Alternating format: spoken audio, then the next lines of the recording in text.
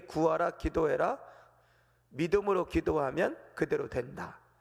그러니까 하나님을 믿는 것이 첫 번째고, 그 믿음이 어떻게 구체적으로 드러나고 나타나야 되냐면 기도하는 것으로 나타나야 된다 하고 예수님께서 이제 교훈하시는 거죠.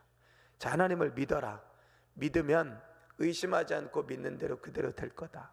자, 그 믿음이 믿음의 역사를 나타나는 데 있어서 주여 믿습니다 이렇게 해서 믿음의 역사가 나타나는 게 아니라, 내가 믿는 것을, 그 믿음의 역사를 보이고 드러내는 것이 기도로 나타나야 된다라고 하는 거죠. 그렇다면 예수님의 말씀은 하나님을 믿는 사람은 그 믿음을 기도라고 하는 것을 통해서 드러내야 한다는 것을 이야기합니다. 내가 정말 하나님을 믿으면, 내가 정말 하나님을 의심 없이 믿으면 믿는 대로 될 텐데, 그 믿는 대로 되어지는 과정에 우리의 믿음이 드러나고 나타나는 것이 뭐냐? 그게 바로 기도하는 것이다 라고 하는 거예요. 그래서 하나님을 믿는 것, 그 믿음을 하나님 앞에 기도로 구하는 것, 그러면 믿음의 기도가 그대로 될 것이다 라고 예수님께서 말씀하십니다. 여기서 끝나잖아요.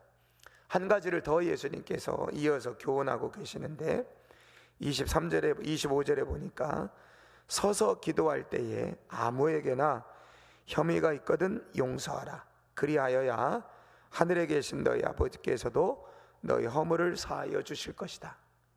자, 기도라고 하는 것을 가운데다 이렇게 놓는다고 한다면, 이 기도한 대로 응답되어지는 역사를 보기 위해서 첫 번째 전제 조건이 뭐냐?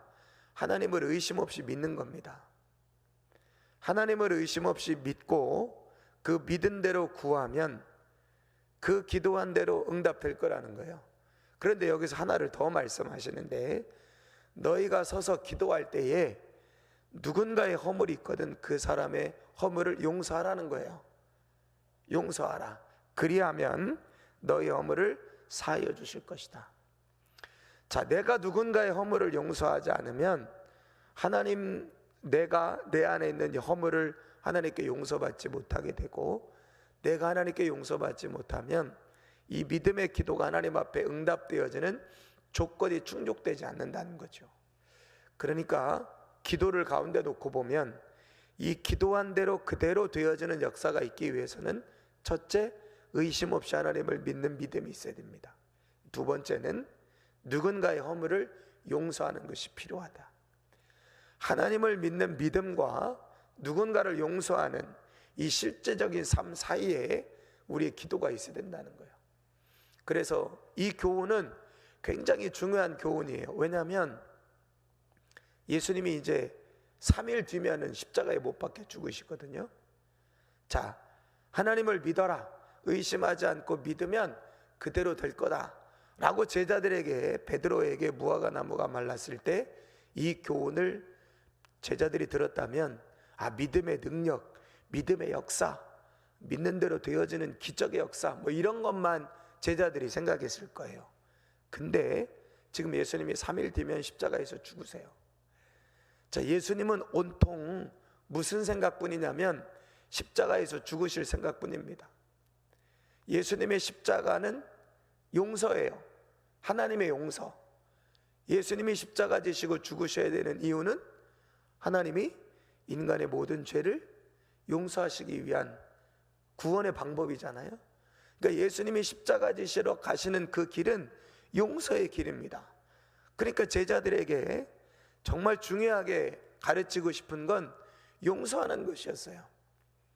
예수님이 십자가의 길을 걸어가는 것이 용서의 길이고, 제자들도 그 용서의 길, 용서의 삶을 살아가기를 예수님이 원하셨다라고 하는 겁니다. 그래서 예수님이 기도에 관한, 믿음에 관한 능력을 가르칠 때 믿고 기도해라, 믿음대로 살아라, 믿고 구해라, 이것만 말씀하시지 않고 내가 십자가의 길을 걸어가서 너희들의 죄를 용서했던 것처럼 너희들이 앞으로 내가 걸었던 믿음의 길, 내가 기도했던 기도의 길을 걸어가야 될 텐데, 또 한 가지 내가 걸었던 용서의 길을 너희도 걸어야 된다. 그래서 예수님이 세 가지의 길을 말씀하시는 겁니다. 믿음의 길, 기도의 길, 용서의 길.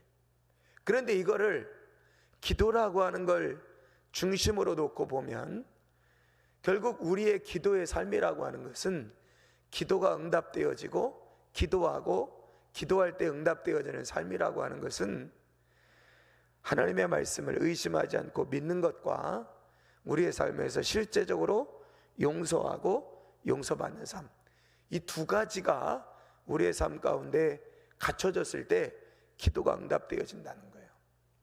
우리는 하나님 앞에 나와서 부지런히 믿음으로 열심히 기도만 하면 하나님이 들으시고 응답하신다고 생각합니다.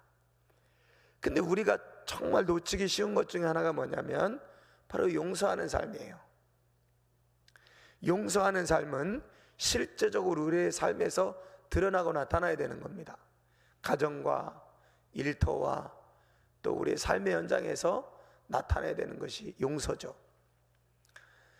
하나님 앞에 믿음으로 구하고 간구하는 것은 뭐 교회 나와서 하고 여러분들이 일상에서 여러분들이 뭐 골방에서 기도하는 것일 수 있는데, 이 용서는 혼자 하는 게 아니에요.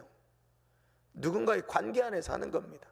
내가 열심히 하나님 앞에 나와서 하나님 들어주세요, 응답해 주세요, 기도합니다, 금식하며 결단하며 작정하며 하나님 앞에 기도하는데 실제적으로 삶에서는 용서가 나타나지 않아요. 실제적인 삶에서는 용서하고 용서받고 이해를 구하고 이해받고 하는 것이 나타나지 않아요.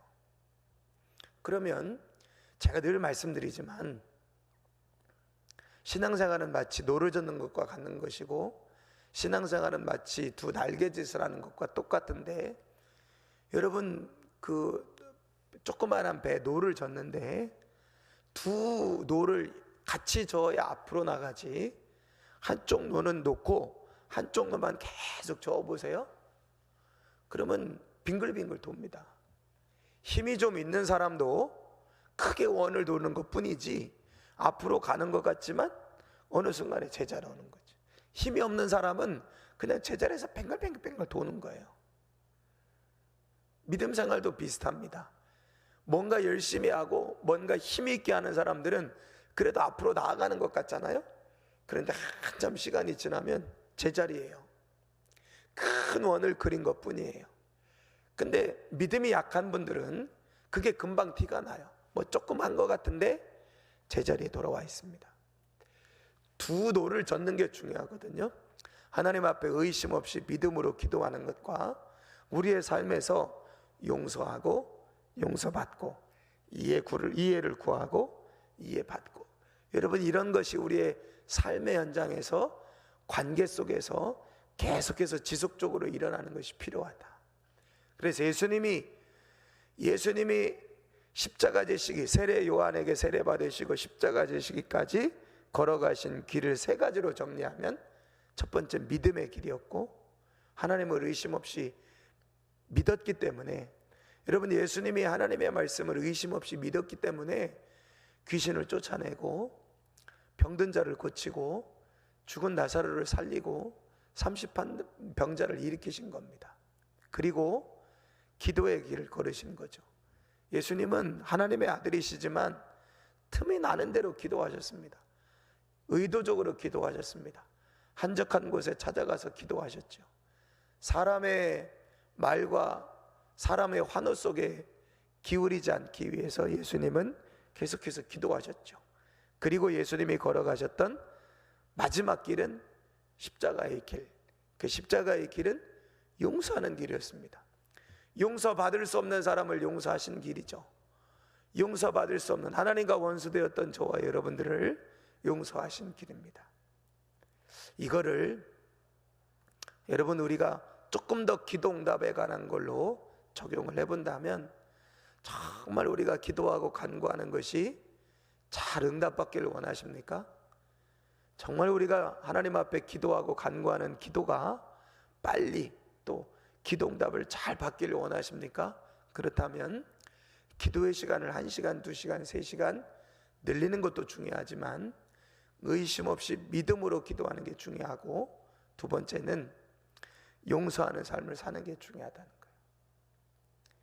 기도해놓고 자꾸 오해하고 이해하지 못하고 미워하고 시기하고 증오하고 갈등을 만들어내는 삶을 살면, 여러분, 우리가 열심히 애를 써서 기도하지만 그 기도가 하나님 앞에 올라갈, 그래서 마태복음의 말씀에도 뭐라고 되어 있냐면, 너희가 하나님 앞에 예물을 드릴 때에 그 예물을 가지고 하나님 앞에 나아가는데 누구와 다툰 일이 있거나 누구를 용서하지 않은 일이 생각나거든, 또 누구에게 용서받아야 될 일이 생각나거든, 그 예물 드리는 일을 잠깐 멈추고 먼저 그 사람에게 가서 용서를 구하고 용서를 받고, 그리고 나서 하나님 앞에 예물을 드리라는 거예요.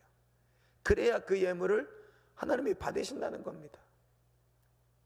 그만큼 오늘 말씀에도 서서 기도할 때에, 하나님 앞에 서서 기도하는데 아무에게나 혐의가 있거든 용서하라는 거예요. 누가 잘못된, 누굴 용서해야 될 일이 있다면 먼저 그를 용서하라는 거예요. 그래야 그 서서 기도하는 기도가 하나님 앞에 상달되어진다. 예수님이 걸어가셨던 길이 믿음의 길이고 기도의 길이고 용서의 길이었습니다.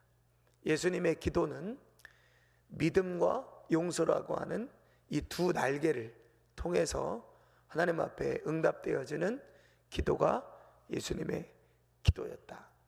오늘 이 아침에 우리가 다시 한번 우리의 기도가 그저 하나님 앞에 나와서 우리의 소원과 우리의 간구를 아뢰는 성전의 기도로 끝나지 말고 우리의 삶의 기도로 이어져서 누군가를 용서하고 누군가를 이해하고 누군가를 용납할 수 있는 삶의 기도로 이어져서 믿음의 기도와 삶의 용서의 기도가 이어져서 기도응답 받을 수 있는, 기도응답을 경험할 수 있는 저와 여러분들의 삶이 되어질 수 있기를 소망하면서도 기도하고 간구하실 수 있는 이 아침 시간이 되시기를 바랍니다.